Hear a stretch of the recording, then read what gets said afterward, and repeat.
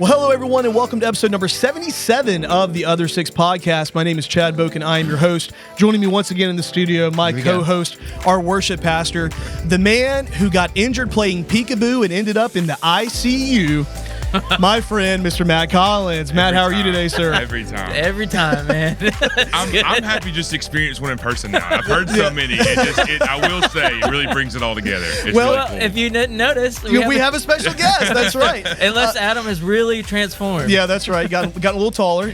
So we have a special guest with us today, our student pastor here at Vaughn Forest Church, Mr. Matt Aldridge. Yeah, what's up? Yeah, Oh. so it's going to be a lot of fun for me going, so Matt, tell me. And then we both both of y'all- talk. right, yeah. So We we'll... should just do that. Just you never know who's. Absolutely. We'll try to delineate a little bit better, like student Matt, worship Matt. Like maybe that'll be the two what we go with. Distinguishing. But it's great to have you here today. Man, I'm glad to be here, Adam's honestly. not here with us, but we're excited that you get to be here with us today, and we're gonna talk about some cool things that have happened recently.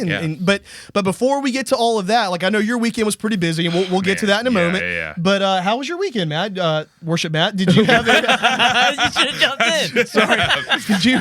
Boy, that's gonna get tough. Did you Yeah. have a good weekend? I did. Yeah? I did. You guys get up to anything kind of fun? Not really. We kind of hung out with some friends, and then we didn't watch an epic movie this weekend. Oh, you just kind of chilled out. We just kind of stayed chilled. at home? Yeah. It was too much for Dee the last 2 weekends to watch these epic movies, and so she's like, "We got to calm it down." I was like, "All right, relax it a little we'll bit. relax Yeah, it. I got you. Yeah. Well, the weather was awesome, so we Yeah. kind of hung out around the house, did things outside, got things cleaned up. It was a good weekend, man. Really beautiful weather. Yeah, we went out walking. Walking. In the our dog. neighborhood. So for those of you who don't know, Matt and I live in the same neighborhood. We do. Excuse me, worship Matt and I live in the same neighborhood, and so we see each other walking out sometimes, and taking the dogs out. With your But- hobbling dog? Yeah. Well, no, she's doing good. Excellent. She's Okay. back to Much normal. better. Hobbling Yep. dog. Much Wait, what? better. Yeah, remember Vader? How she had the injury? Oh, yeah. She's back to normal. Her and Great. Brandy 100%. playing together. Wonderful Everything news. great. Yeah, so that's good.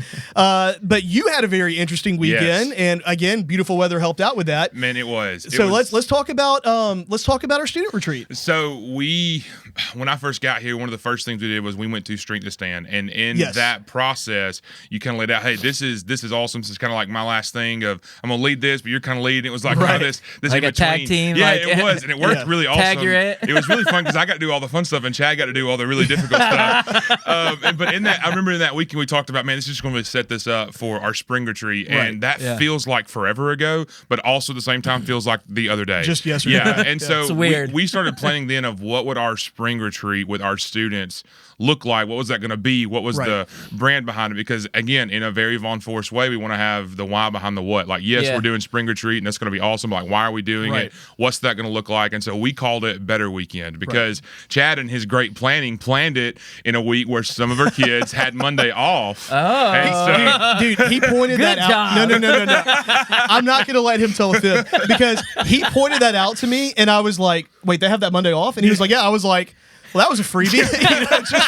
they did. So Pike Road schools have this Monday off for like teacher development and stuff like that. Yeah. Okay. So like, my wife was Hey, pretty I need frustrated. a Monday off for worship development. Worship development. Right. She had to wake up, go to school this morning. All the Pike Road kids were like, they just slept in from this whole weekend. Anyways, so we called it Better Weekend because our whole idea behind it was we wanted to frame it in such a way that parents and students, like we could show them there was going to be no better way to spend that weekend. To spend just under $200, and some of them with like just the awesome people at Vaughn Forest sponsored some kids, and that's like just it was such a team effort across the board to really, really, really make it. There was no way that could have been a better weekend. And so we went to Chaco Springs in Talladega, just 2 hours up the road a little bit. And we got there and we had all the student ministry pizza. It's not a good student ministry event if there's not pizza at some Single point in topping time. pizza of some kind. Right, yeah. So we had all the pizza, got everybody settled, went to worship, and that was really good. We had some friends from Calvary Baptist Church in Tuscaloosa, and man, they did a fantastic job. His name's Jared and his team, and they were Good job, Jared. Yeah, they were seriously incredible. Lena said the worship was fantastic. Seriously, my daughter so got to good. go on it, and she had a blast. And more so job. than just Yeah, being awesome. talented as worship leaders, they were super engaging. Like they ate meals with our kids. Yeah. When we did our silent disco, which we'll get to later, I gave them some of our headsets, and like they just went bananas. Like they had a blast, and so they were really engaged. Yes, just awesome across the board. And so working through that weekend, like some of the things we talked about was we framed it all to where Jesus is better than something in your life. Like if we believe as followers of Christ that Jesus is better than anything else, there's actually nothing better than a life that's following Christ. Then the first thing we talked about was Jesus is better than your sin. And so we kind of zeroed in on the conversation of Jesus and the two thieves. And looking at when the thief that accepted Jesus' forgiveness, his church history calls him Dismas. I don't know if that's his name or not. I'm not going to name my kid that. Call him what? They call him Dismas. His name's Saint Dismas. Okay. Church history calls him that. I don't know if it's a Catholic thing. I don't know if that's actually his name, but church history calls him Dismas. And so he sees, I think in that moment, then what we kind of zeroed in with the students is when he sees the way that Jesus forgives the people who are mocking him, the soldiers who have brought him sour wine, the soldiers who are gambling for his clothes, who have made fun of him, put signs up above him that are sarcastic and mean, and all those things.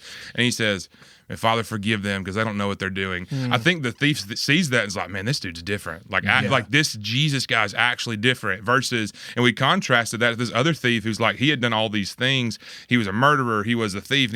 And he still sits up there and says, this Jesus guy's not real. Where the other one who had no reason to even be in the same conversation as Jesus, yet he's in the same text as Jesus in Luke. We look at Luke 23 looking at this, and he says, man, that moment, even his last breath, those moments changed him. Yeah. And he starts walking with faith, and he says, Jesus, will you remember me when you get to paradise? And Jesus is like, yeah, absolutely. And like just that conversation of when I can imagine he stands before the throne and you look at God's like, God, like Jesus said he would remember me. Like, can I get in? And I was like, if that's like, so we really kind of hit that moment of like, that's all that it took. Yeah. And I say that like as it's an easy thing. It's not, it's a huge decision, but we taught that and tried to lay that out as clear as we can. And at the end of the service, we had 10 students stand up and say that, like, man, they want to make Jesus the Lord of their life. Yeah. And like, 10 students. 10 students accepted Christ. We took just over 50 students, which was just knock it out of the ballpark because literally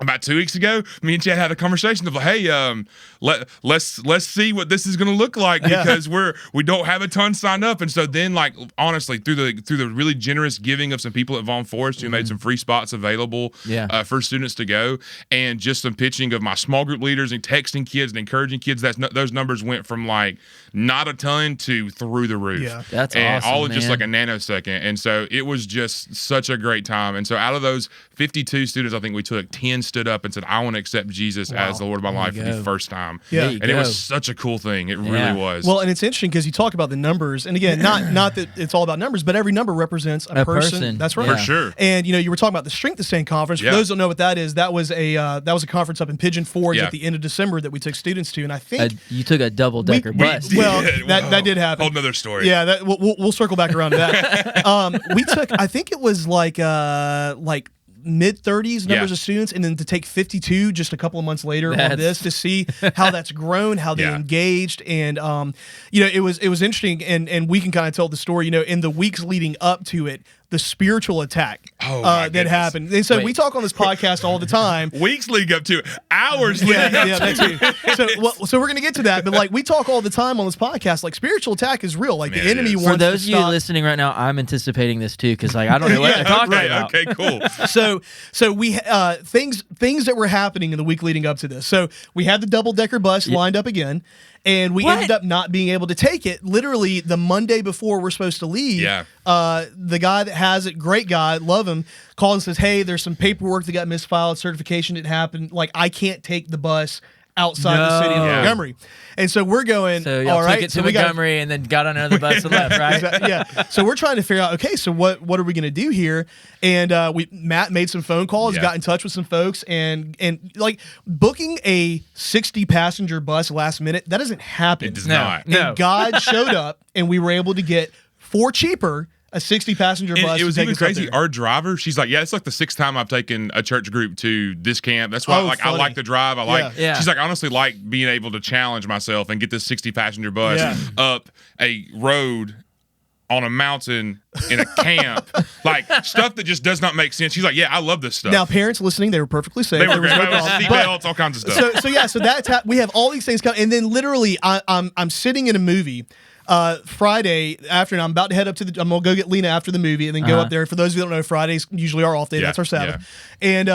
And Matt texted me. He's like, "Hey, Shaco, the place where the kids are going, has no power because of the storms that just came through." They just texted me and told me they don't have any power. Gotta love that. He's like, "So what do we do?" And I'm sitting here going, like, "All right, let's think through this." Like, do they have batteries? Right. Okay. Well, because you don't want to send 62 students and adults, up there where there's no power. Yeah. And so almost no cell service at the same time. Now so that being said, I loved Matt's heart behind it because he's like, "I've already called the band. They got acoustic worship ready to go." I was like, Chad texted. He said, "So what do you think about what is this one of those things that stops this?" And he's like, "What stops it?" And I was like, "The rapture." Like that's the only thing that was going to stop it. And so anyway, long story short, we were able to get in touch with some folks. And Hardy's the man. Hardy's first and foremost. He knows everybody, and they were able to tell us, "Hey, they've already got people on the site. The power is going to be back on." And before we even left the church, the power was back on. So just those things mixed with a bunch of other stuff that was just insane. Like the enemy wanted to stop this weekend from happening, and like we see why 10 kids stand up, and then those and more wanting to get baptized. Yes, absolutely. It was just a really sweet spirit of immediately after that first service was like, Matt, like something's just clicked, like something's just sparked. And so just that's why I love retreats, not for the fact of, we have that many numbers, or we want to we want to do this, and we want to boast about all this. We want to boast first and foremost in Christ and who Christ is. Our celebrating here today is pointing everything to Jesus. That's to see that, like, I know in my life, those retreats, those weekends, even though it's just like 36 hours, and that doesn't seem like a long time, can be such a huge... It does if you are rooming with middle school guys. That's right. Yeah. It can just be such a huge catalyst for literally the next 50 or 60 years of your spiritual walk. Yeah. That's right. Or however long God allows you on this earth, that 36 hours can literally change the rest of a student's life. I know it did for me, and I'm sure you guys have stories like that. And so, like, those kind of things are incredible. And so that's the kind of thing you look back on. You're like, man, that's a win. Like Chad keeps talking about spiking the football. I want to take it. I want to punt it. I want every unsportsmanlike conduct flag that I can get because we're celebrating right now. Like, it's such a cool thing. Well, and it's interesting. All three of us have done student ministry at one point or another. Currently doing student ministry, and it's one of those truths that you learn if you work in it, that God uses big trips to inspire big decisions in students' lives. Yeah. And so, like, why do we do camps? Why do we do retreats? Why do we do these big things? Why do we have big fun? Because God uses those things in these students' lives, like you said, to make eternal decisions, and then also decisions for here on earth. And so that, I mean, I'm just, you're texting me, sending me pictures. Man, it was just so awesome to see. And of course, I asked my daughter how it was. She said, "Dad, it was amazing to see all the small group time they have with their leaders," which, I mean, big shout out to all of our adult heroes that went on there. You guys are heroes. They really are. Big shout out to all of our adult leaders, that were also here on Sunday morning to lead student ministry. That doesn't stop. No, it doesn't. We still had 40-something people upstairs on the third floor while we took 60-something to camp. That's it's crazy. still a well-oiled machine, man. And so God showing up, man. Kids still were going to show up and wanted to have breakfast that morning because if they don't have breakfast, they will riot. So all Tables will be flipped over. All those things still happen. And so from all of our people who are in Chaco, on the bus, up here serving, man, none of this happens. I couldn't do anything. We couldn't do anything without the volunteers that we have here. And so, like, they're the reason why these things work so well, really. And just praise God for the results. Now, I do want to stop and talk about the fun because, like, you used the words silent disco talking about this earlier, and we've got to have a conversation about the silent disco. To some extent, silent disco is an oxymoron, but it's silent in the way of, so you get these little... describe it to me. Yeah, so describe it to me. We had this... Have you not done a silent... Yes, I have, Matt. Okay, I'm trying to paint a picture for people we've had this conversation before. For people who may be listening who don't know. For people that don't know what silent disco is. We used a company that will send you all the silent disco equipment that you could ever want or imagine. And so shout out to partyheadphones.com. So thank you guys. There you go. They send us all of our equipment, and they ship it in this big crate, and they send you these little transmitters that have a channel that they just send things out on, and there's a red channel, a blue channel, and a green channel. And your kids get these headsets, you put them on, and the only thing coming through there, the only sound happening through this headset is whatever song we're playing or whatever. On the particular, and you switch between the channels. Switch channels. Okay. So on each transmitter, you have a different audio source plugged in, and you can play up to 3 different songs at any given time. Yeah. And so, but on 3 individuals. Yes, it's on not like 3, they're all coming through right, at once and they right, just hear noise. Right, Okay, yeah, that would be crazy. Yeah. But it's Maybe funny. there is a setting to do that. It's funny. Yeah, probably it is funny. Like there's a couple of our videos where you hear one group singing one song at the top of their lungs, and then like in the small minuscule breaks, you hear the other group singing the other song at the top of their lungs. Like I think at one point in time, "Let It Go" was being played with "Don't Stop Believing," and it was just this Journey, incredible, you gotta have that, incredible mashup. And so that happens, and we have DJs, and I was a DJ, and Harper, one of the other girls on staff with us here, she was on as a DJ, and she loved that, and our kids just went bananas. And so, yeah, you put those on, and the silent part is, if you take the headphones off for just a second, the only noise you hear are just people yelling at the top of their lungs. Out of key, as loud as possible. Yes, right. yes. Living on a prayer, definitely yes. key change and all. And so it's silent in the way of nothing comes through your speakers, but it is not silent in any way, shape, form, or fashion. So it is crazy. It's fun to have the headphones on. Far more entertaining to watch everybody. Yes. So anyway, and I think we'll throw some pictures up for those that are watching this online that you can see. There may or may not have been a dance circle in which I went crazy. May or may not. I cannot confirm or deny. Could have happened. So we had the silent disco. There was other fun things happening. Bazooka ball, all that kind of stuff. Bazooka ball. It's like paintball without but paint? like not on steroids. Yeah. It's like these foam Nerf balls with CO2 guns. And like some middle school girls were like, "Oh my gracious, I'm so petrified I'm gonna get shot." And then like you hit them when they're like, "Oh, okay." And then they just went then they just turned like assassin mode. I promise you, like I saw one of my small group leaders, his eyes just glazed over when they handed him a CO2 gun. I was like, "Well, this is scary. Right. This is scary. You guys are done. This is bad." So the students, they had a blast. They encountered Jesus and had a great time, and excited to see what's going to happen. And I know also you launched our camp that's going to be happening in the summer. So real briefly, tell us about what that's going to be. Yeah, so we launched, and this is kind of the branding we're taking for that. So we have Better Weekend in the spring, and then we really believe that camp will be the best week of your summer. Okay. And it really works easy because the camp up there kind of brands it the same. And so I'm like, hey, I'm a pastor. I'll take anybody's work and run it again. Like I'm saying it's great. Anyway, so we're going to Crossroads Summer Vaughn Camp. Forest Church is not endorsed stealing other people's content. But anyway, keep going. We're going to Crossroads Summer Camp in Anderson, South Carolina, and that's through Clayton King Ministries in Anderson, South Carolina. Clayton King, he's a pastor at New Spring Church in Anderson. Awesome church, one of the biggest churches in South Carolina and in the Carolinas area. And so Clayton does some fantastic work. And so their camp is at Anderson University. It's a Division II school, Christian school, really great college in Anderson, South Carolina. I've been there 2 times. And one to visit the camp, and the one to actually attend camp and take students there. And I really believe that there's not a better summer camp. And I've been to a lot of them. And I think there's a lot of summer camps that do awesome things. I just personally feel like Crossroads is the best. And also, there's a Chick-fil-A on campus. And so, like, the Lord's there. You know what I'm saying? Right. Like, manna from heaven. And we won't be there on a Sunday, so you'll be able to get So it's July 3rd through the 7th. Yep, July 3rd through the 7th. Our students will be heading off to that. We're already got sign up going. If you want to know more, we'll put some more information. I think probably the shout outs and all that kind of stuff, website kind of leading up to that. So anyway, great weekend. Great weekend here at Vaughn Forest Church. Great weekend for you guys. And before we get into the sermon that we talked about here on campus, this weekend, Matt, you're a little newer to Vaughn Forest. You got here in December, and I know obviously folks can't miss you. You're a tall guy, tough you're very quiet. You don't talk very loud. That's not true. He said facetiously. That is simply not true. But let's take just a few minutes. Let's tell me about Matt Aldridge. Let's get to know you a little bit better. Well, it's just funny because I kind of did the same thing with our students on our Saturday morning session, talking through that. Because in the moment, like when we came in December, in church life, December is not a time to come in, especially middle of December, and just got a lot of free time. No, that was not the case at all. We jumped in, and like 2 weeks later, Chad's like, "Yeah, we get this winter conference we're going to," and I was like, "Okay, awesome." So, but there's a double-decker bus. It'll be great. So I never really I realized I'd never had a chance to really sit there and walk through my story, my testimony. So it was really cool to connect with some of the students like that. I've been doing student ministry for probably the last 7-8 years, but it kind of goes back farther than that. My dad was always on staff at a church, and everything about our life growing up was we're in church. Like some other pastor a long time ago probably said this. The whole thing where you had a drug problem as a kid. When the church doors are open, my mom and my dad are dragging me. Like, I got drugged in a church every way that you could. And so, like, that was kind of what our life was like, is every time we could serve or be somewhere. And, like, my dad was on staff as, like, our music guy, worship guy. So as soon as I could figure out what all three of the knobs we use do, guess what I was doing on Sunday nights? Running soundboards, running lyrics, all kinds of stuff like that. And my brother the same way. Like, we grew up and just did all kinds of stuff like that. My sister the same.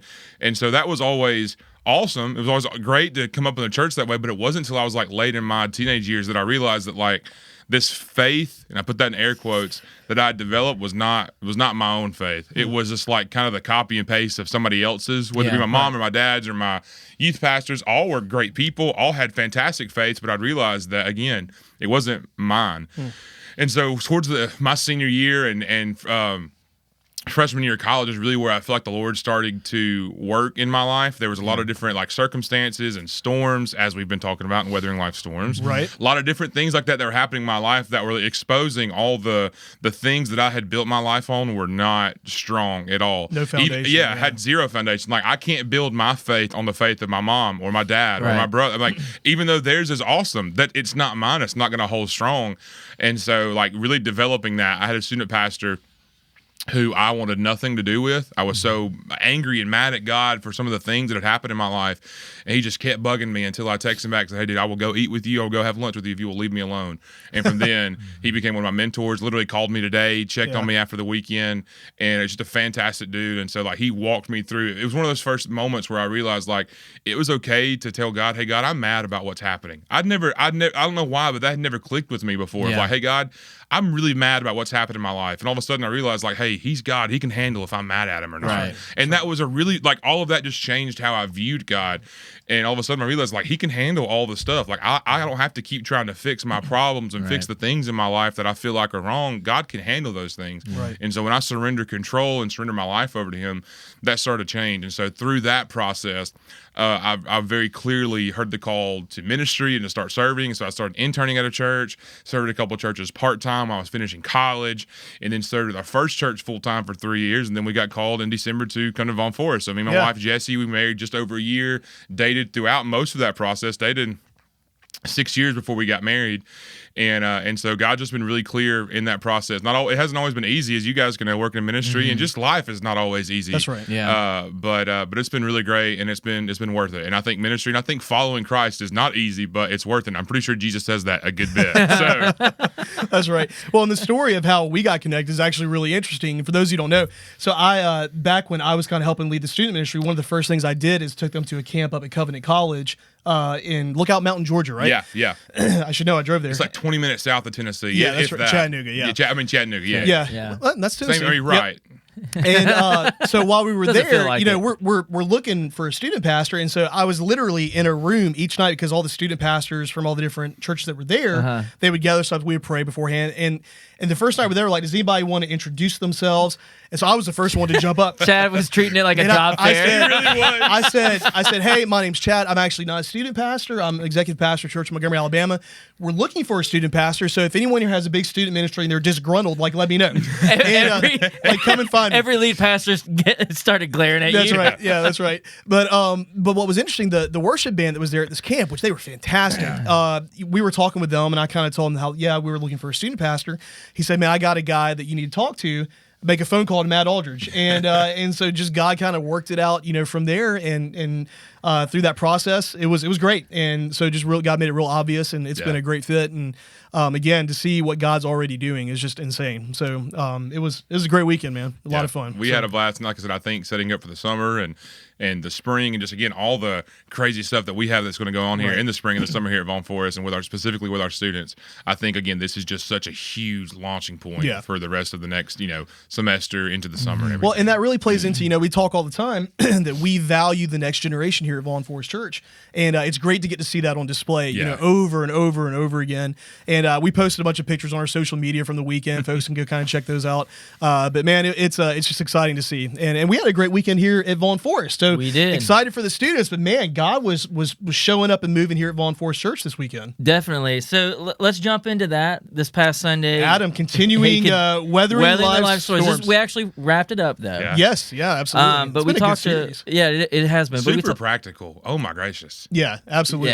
Yeah. And I loved how the week before he was talking about like what happens when God leads you into a storm, and this week was all right, bonehead. What happens when you do it? Take yourself into a storm? And he used David and Bathsheba, the Old Testament illustration there. And then it was kind of like that was a really interesting way to kind of like wrap things up. Yeah. So let's unpack that a little bit. Let's talk about why do you think he chose that? I mean, I'm telling you that. Yeah. So and Matt Aldridge, student Matt, feel free to worship Matt, feel free to jump in on this. So why did Adam use David and Bathsheba? I think because honestly, it's one of the best illustrations we can see in all of Scripture of you taking yourself into a storm and then, bad response, and then what happens when God shows up and God's mercy and God's grace.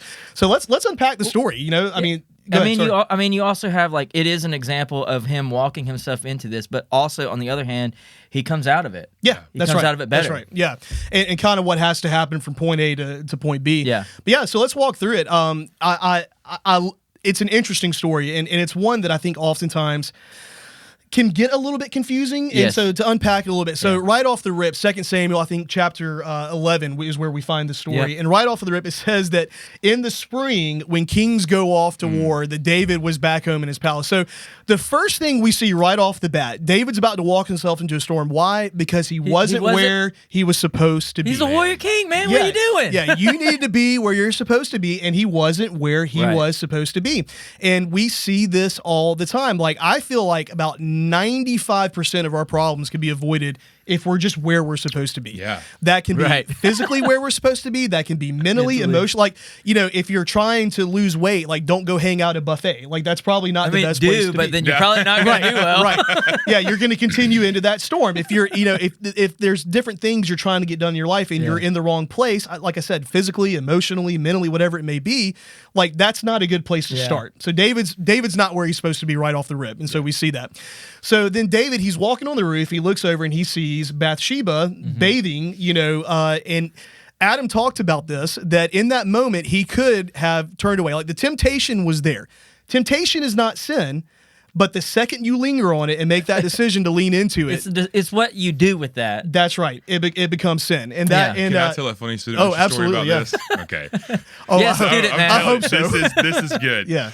So we were at a student event, one of the part-time churches I served at that I mentioned earlier.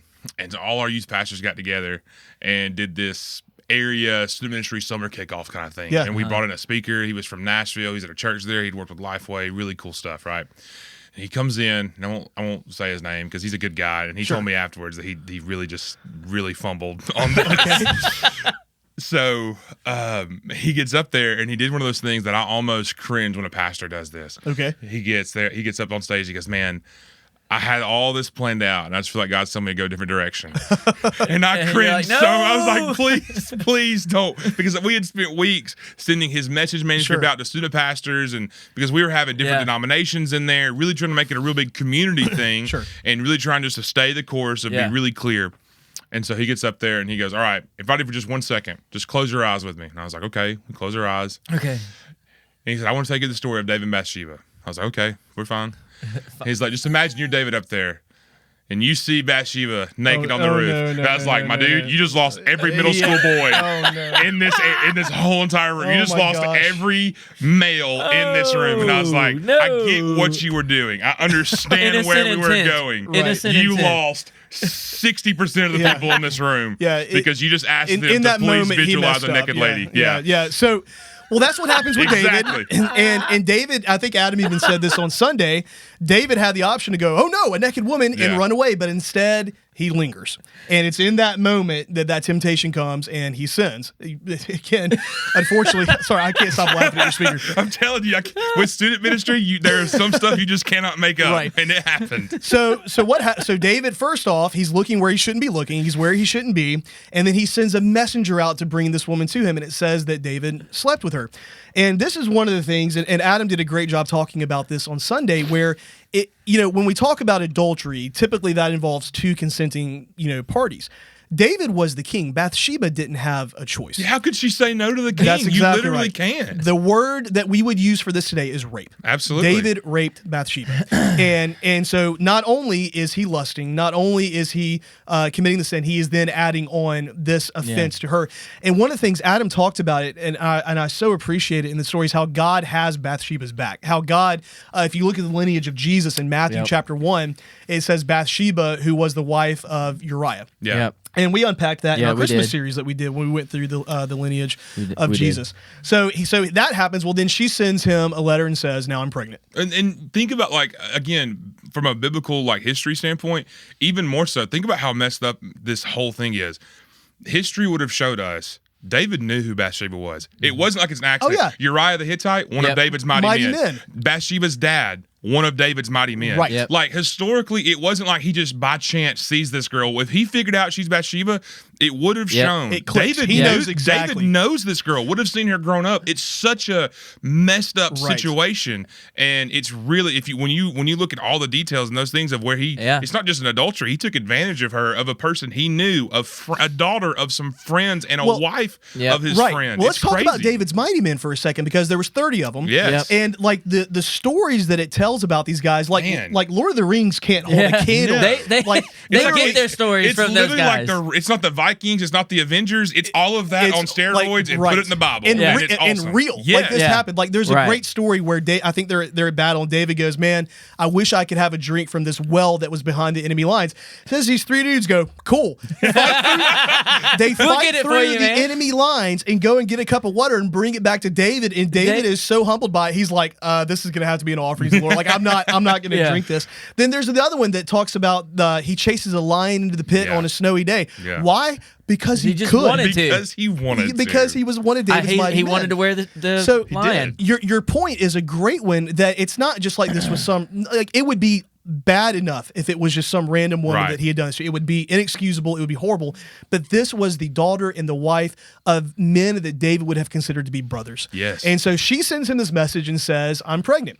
Now, what would the right thing to have been done at this point? David should have owned up to his sin. He should have repented. He should have asked forgiveness. But no, he doubles down. He decides, I'm going to bring Uriah back here, and I'm going to try to trick him into going and being with his wife, so they think the baby's his. I wouldn't know anything about doubling down on my sin. Wouldn't know, wouldn't know anything about that. Right. So he says that he's gonna double down on this, and then Uriah comes back, and Uriah is such a good dude. He's like, "Man, I'm not gonna go be with my wife while my brothers are out in the field. Yeah, like, it's not fair. It's not right." Yeah. That's right. He's like, "I'm not gonna shame my country, my king, my God. I'm not gonna do that." And so David.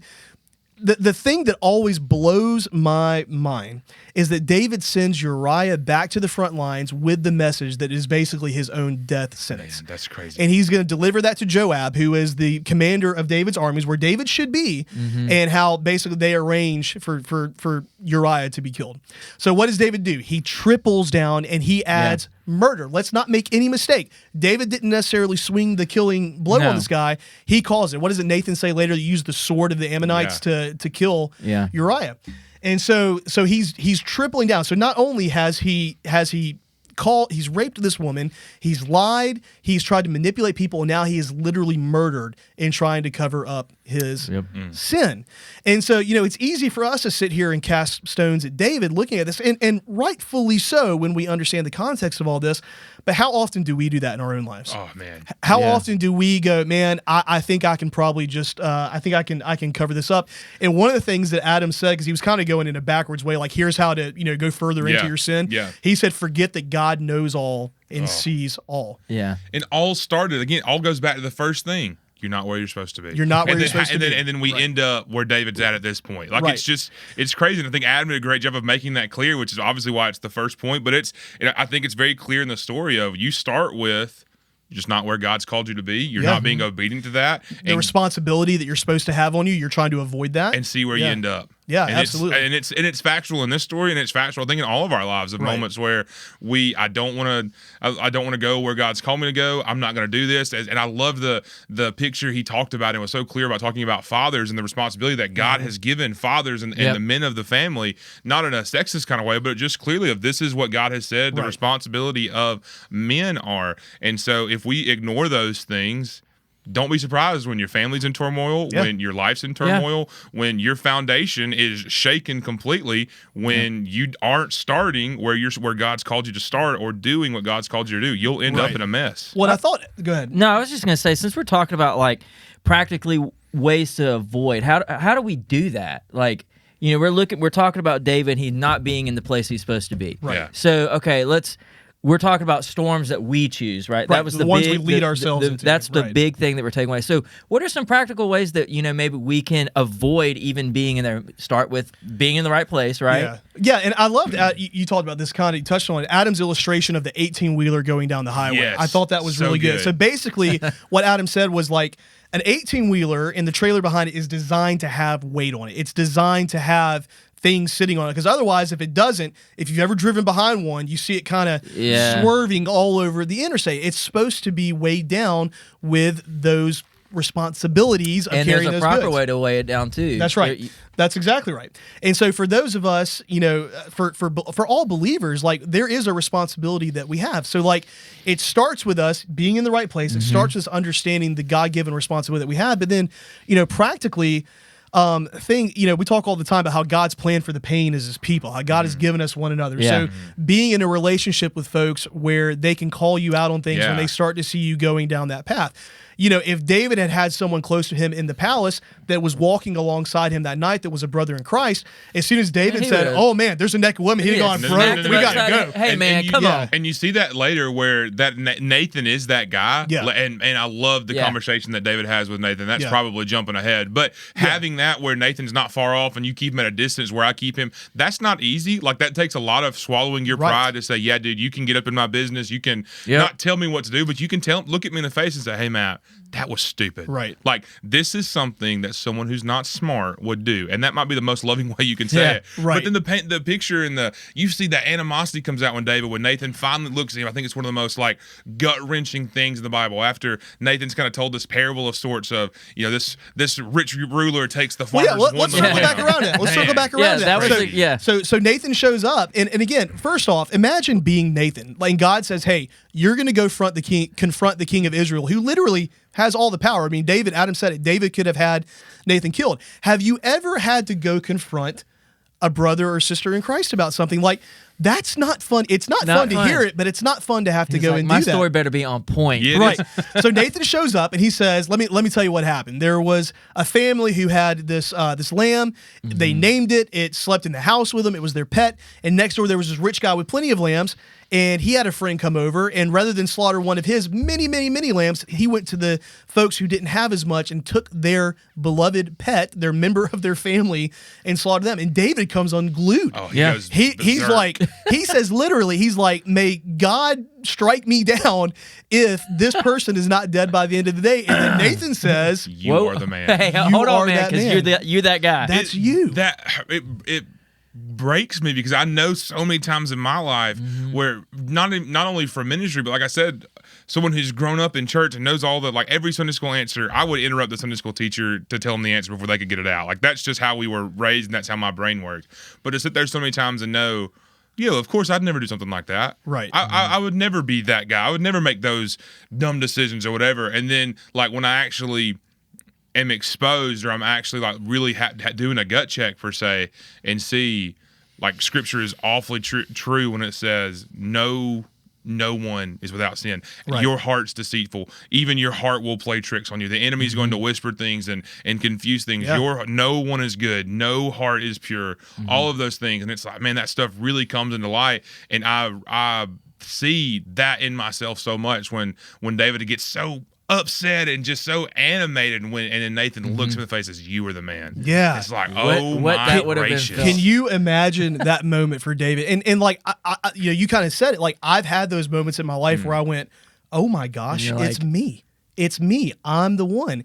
And so you ask practically, how do we avoid the storm? Did you think of Taylor Swift? Because I know you did. I know you did when he said Did I that. say a Taylor Swift lyric? You might have said, it's me. I'm sorry. Hi. I'm the problem. It's me. Okay. Sorry, I'm not. I was thinking it, and then you chuckled. Right. We kind of I'm not current with the T Swift. I apologize. So we're trying to reach a younger demographic with this podcast, but no. But so David, he realizes that he is the problem. It's his issue. So you ask, practically, how do we do this? Well, having people in your life, staying close to God, studying Scripture, all of these things. One thing Adam said yesterday, oh my gosh, it absolutely hit me in the gut. He was talking about being a control freak, trying to control the situation. And he said, you can't be a control freak and walk by faith. Yeah. And literally, I was sitting in the sound booth at the church, and my eyes got teary because I'm like, man, I always try to control everything. It's one of my things. And when he said that, I was like, that's just the truth. It is 100%. Was listening to it today, truth. And not because I wasn't paying attention yesterday. I was making sure 60 kids 60 people got back on a bus. You get a pass. You still watched it. I was watching that, and I was like, man, he didn't have to do me like that. Why you gotta do me like that, I don't know if he man? was thinking about me when he said that, but I know he wasn't, because he's thinking about all of us. So Adam is Nathan. He's like Matt. Chad, you are that man. Yeah. Man. So it's no, but it was such a reality. So practically, how do we do it? We stay in community. We stay close in God's word. We stay in prayer. You have to have a Nathan in your life. You have to have folks in your life. Someone that's going to be that's going to look at you, care about you more than the outcome that happens. Yeah. That loves you enough to see it from an eternal perspective. Yeah. And so I think that's it. I think practically that's kind of how we So and Adam listed a bunch of other ways. Go back and watch the message if you haven't had that opportunity. That practically that we can lean on the Lord to help move ourselves out of the storms that we lead ourselves into. Yeah. Well, we're sitting here throwing stones at David, but Scripture calls him a man after God's own heart. Mm-hmm. So after everything he did, he's still called that. So how can that be? Yeah. So I think a lot of that has to do, if not all of it, with his response to Nathan. Because when Nathan looks at him and says, you are that man, you are the one who's done this, what was David's response? It was brokenness. Could you imagine the waiting that Nathan was waiting on? Just the anticipation in that. Where is he going? What's going to happen? I might die. I'm going to die. This could be the end. Or. Yeah. And so he humbles himself. Yep. He repents. Now, there's still consequences to his actions. I mean, literally, Nathan says the sword will never leave your household. And if you look at what happens afterwards to David's children and their children's children and all of that, I mean, it's rough. Again, Lord of the Rings can't hold a candle to the craziness that happens there. But there's consequences, and of course, this baby that Bathsheba is pregnant with does die. Yeah. And so there are consequences to David's action, but he repents and he humbles himself and he asks for forgiveness. And ultimately, I think that is why Scripture still calls David a man after God's own heart, because when confronted with his sin, because again, we're all broken, we've all messed up, we could all be David in the story, and we all are David in the story.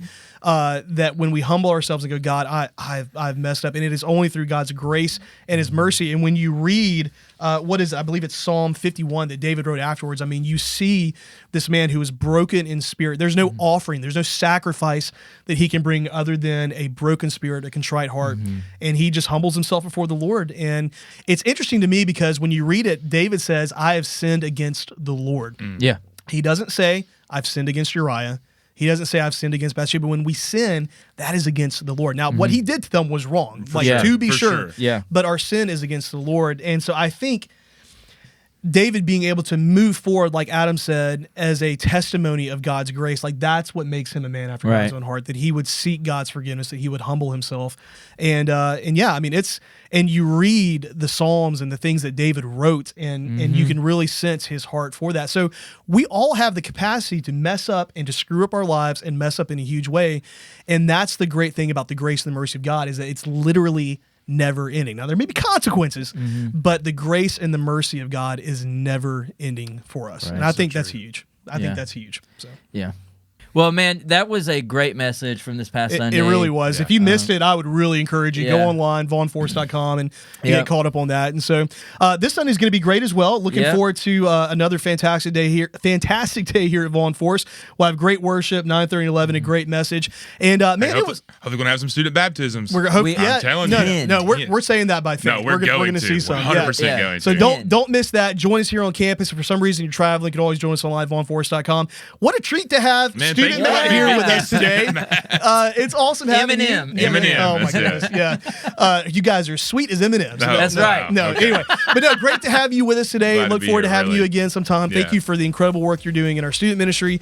And man, just great to have you here with us. And great to have you joining us today. So that's going to do it for this episode of the Other Six Podcast. On behalf of student Matt, worship Matt, sound guy Jonathan, and host Chad, thanks for joining us, and we'll catch you next time.